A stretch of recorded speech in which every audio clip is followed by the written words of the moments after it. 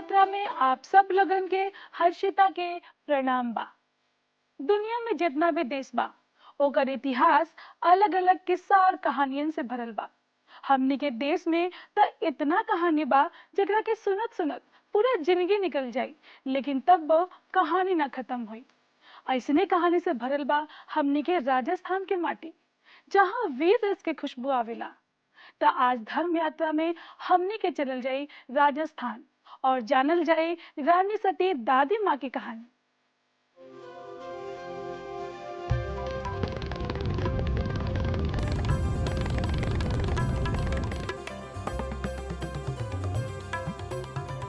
राजस्थान ये जमीन है रंगों की, रागों की, वीरों की।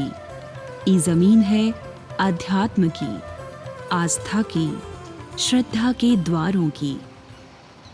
ई राज्य में झुंझुनू शहर में ऐसन ही एगो स्थान श्रद्धा के कई रूपन के एगो सूत्र में पिरोवेला।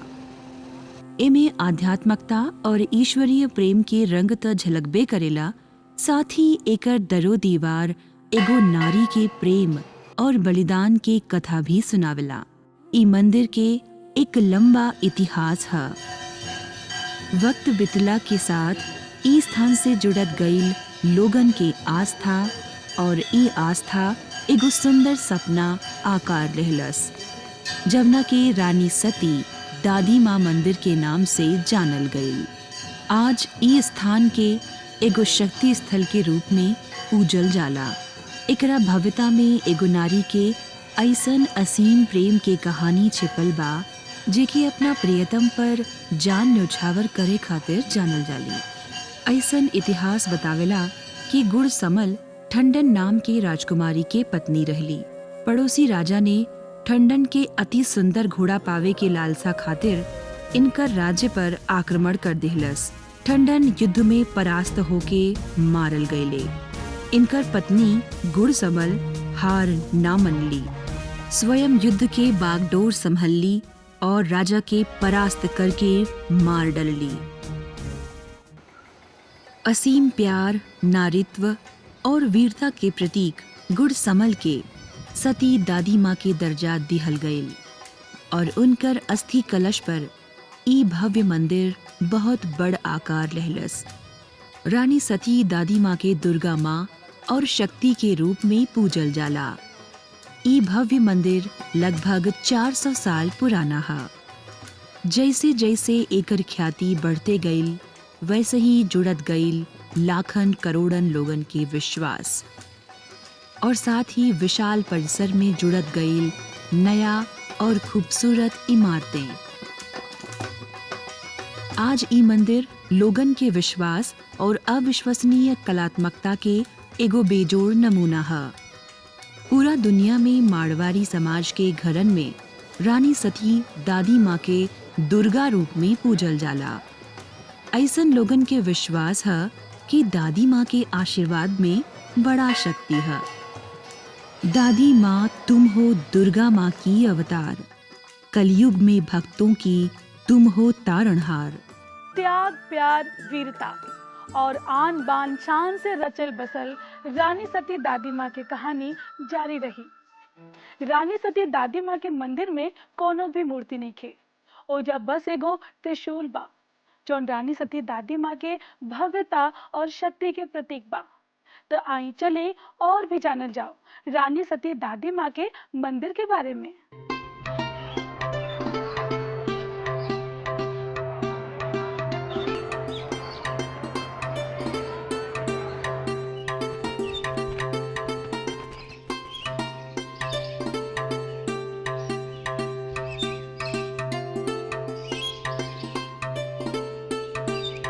दादी माँ के मंदिर एगो विशाल परिसर में फैलल है। अंदर जाए के गेट सुंदर मूर्तियन से सजावल गईल है। परिसर के बाहर ही 4 दीवारी के अंदर से हरा भरा खूबसूरत लॉज झांकत दिखाई देवला। यहीं से मन में दादी माँ के मंदिर के एगो सुंदर और काल्पनिक छवि बने लगेला, और मंदिर के सामने पहुंचला पर जवन कुछ भी पड़ेला ऊ कल्पना से भी सुंदर लगेला। ई मंदिर प्रतीक है शक्ति के, लेकिन एकर इमारत के देख के एगो अजीब सा एहसास मन में जागेला। बादलन के छुअत 5 मंजिला भवन और एकरा दोनों तरफ लंबाई में फैलल 3 मंजिला इमारत दिखेल लागेला, जैसे कि कवनो चित्रकार आसमान की कैनवस पर एगो खूबसूरत चित्रकारी के अंजाम दिहले बा। मुख्य मंदिर के प्रवेश द्वार वास्तुकला, चित्रकला और बेहतरीन कारीगरी के बेजोड़ नमूना है। एकर 5वां मंजिल के ऊपर दोनों तरफ राजस्थानी राजसी छतरियां निर्मित है। ई दोनों के बीचों बीच 3 महराबन के ऊपर शिखावती छत है और ऊ छतन पर देवी माँ और उनकर शेर विराजमान कइल गइल है। एगो ऊंचा आकाश से देखत ई देवी मूर्ति में दिव्यता के दर्शन होखेला। ओसही अंदर नील बदन प्रतिमा एगो रिक्त स्थान के भरेला और ई ऊपर के हिस्सा के संतुलन और पूर्णता देवेला। एकरा नीचे नाजुक खंबन के मेहराबन पर बनल छज्जे सुंदर ज्यामितीय और कलात्मकता के अक्स देवेला। ए पर बेहतरीन पेंटिंग और नक्काशी कइल गइल है। प्रवेश द्वार के ऊंचाई 3 मंजिलन तक बा। एकरा ऊपर के हिस्सा में राजस्थानी मेहराब के अंदर बनल झरोखा घूंघट से झांकत दिखाई देवेला। झरोखा पर सुंदर चित्रकारी कइल गइल है, जेमे राजस्थानी हवेली और शाही महलन के प्रतिबिंब दिखाई देवेला। प्रवेश द्वार पर लकड़ी के आलीशान दरवाजा है, जवन भक्तन के आवाजाही से खुलल रहेला। ई गेट के अंदर बुकिंग काउंटर है, जहां पर श्रद्धालु रुके खातिर बुकिंग करवा सकेला। भव्य द्वार की पार करत ही खुलल रास्ता है, जवन दूसर इमारत के जोड़ेला। एकरा बाई तरफ लॉन है, जवना के चारों तरफ चले खातिर रास्ता बनावल है।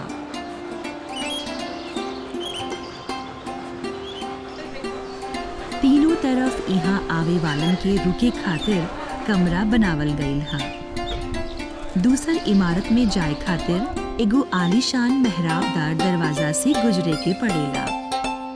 ई दरवाजा के देवी, मानव और पशु पक्षियन के सुंदर मूर्तियन से सजावल गइल है। साथ ही बेल बुटियन के नक्काशी युक्त सुनहरी जाली ई द्वार के ज्यादा खूबसूरत बना देवेला। एकरा आगे बढ़ते ही कदम रुक जाला, काहे कि बाई तरफ लॉन में हरा भरा घास के बीच 3 छोट लेकिन अत्यंत आकर्षक देवालय है। शिव, हनुमान, गणेश, राम, सीता और लक्ष्मी के मंदिरन से गुजरला के बाद लागेला कि जैसे आत्मा में पवित्रता के एगो अंश जुड़ गइल है। आस्था और विश्वास के ई छोट यात्रा के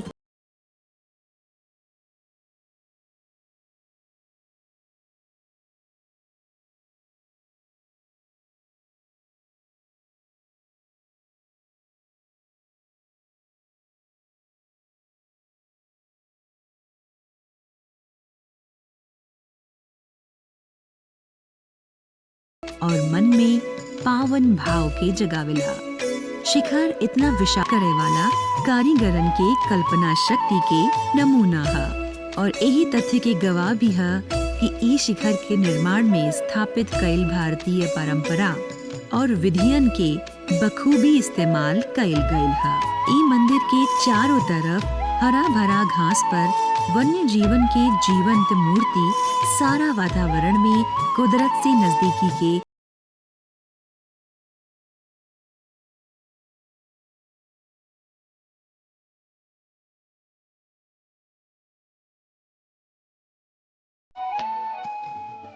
के कहेला कि मन के मुराद ना पूरा होला। रानी सती दादी माँ के मंदिर वो स्थान है जहाँ सच्चा मन से मांगल सब नेक मुराद पूरा होला। रानी सती दादी माँ की गाथा अभी और भी बचल बा। राजस्थान के कण कण में वीर रस के कहानी घुलल बा। राजपुताना शान और इनकर बहादुरी के हम नमन करतनी। रानी सती दादी माँ के मंदिर भी हमने के प्रेरणा स्रोत बा। आई चली और जानल जाओ रानी सती दादी माँ मंदिर के बारे में।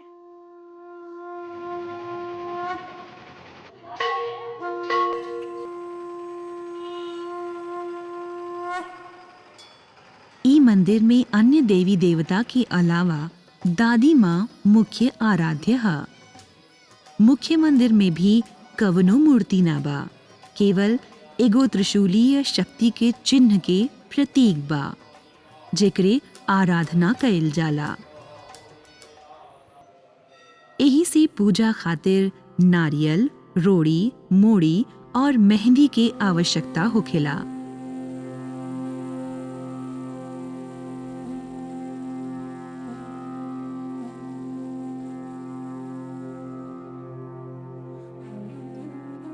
मंदिर में सुबह 4 बजे से रात 11:15 बजे तक 5 बार आरती होखेला। नगाड़न के आवाज ई बात के संकेत होला कि पूजा शुरू होखे के समय हो गईल है। आरती की शुरुआत प्रवेश द्वार से होला। मंदिर में स्थापित समस्त देवी देवता गण के श्रद्धा अर्पित कइल जाला, ओके प्रसन्न कइल जाला। इहे आरती के लक्ष्य होखेला।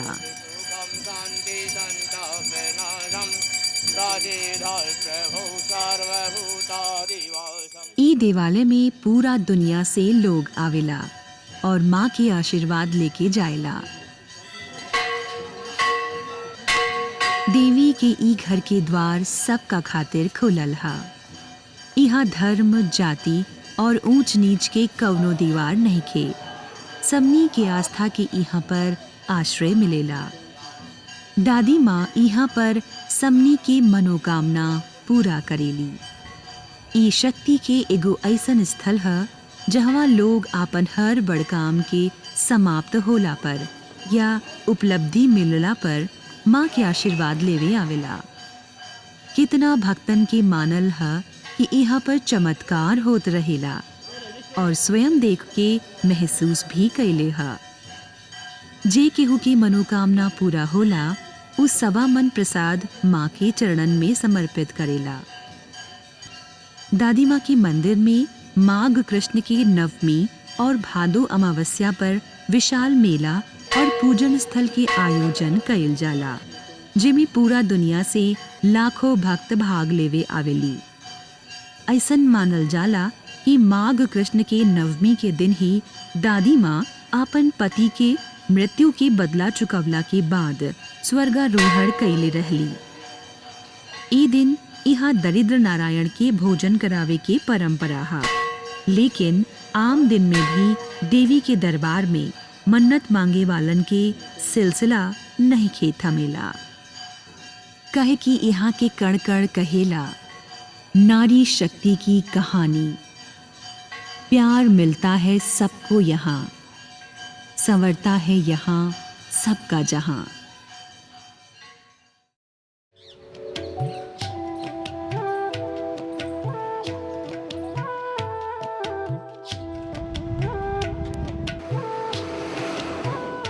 रानी सती मंदिर राजस्थान के झुंझुनू शहर में है।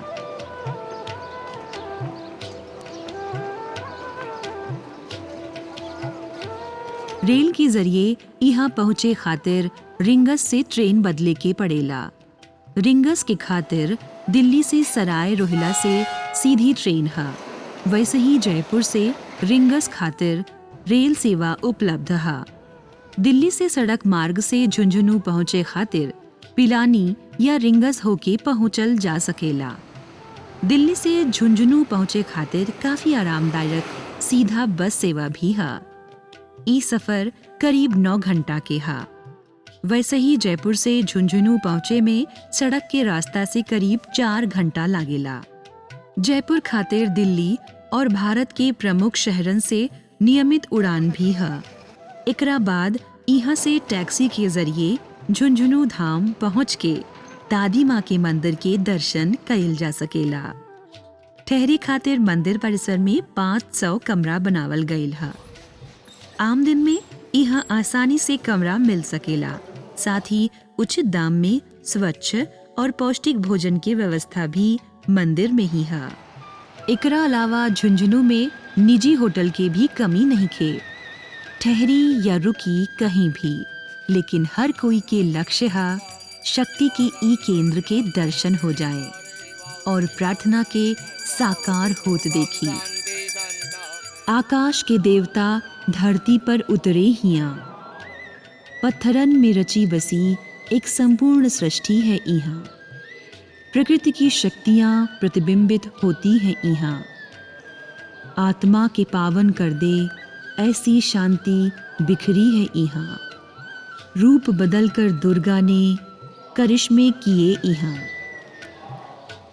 धर्म यात्रा के आज की यात्रा में हमने के यात्रा करने सन रानी सती दादी माँ के मंदिर। राजस्थान के माटी के ई वीरांगना के कहानी सुन के हमने के रोआ खड़ा हो गई। ऐसने बा हमने के महान भारत देश। अगला धर्म यात्रा में हमने के चलल जाई एगो नया जगह।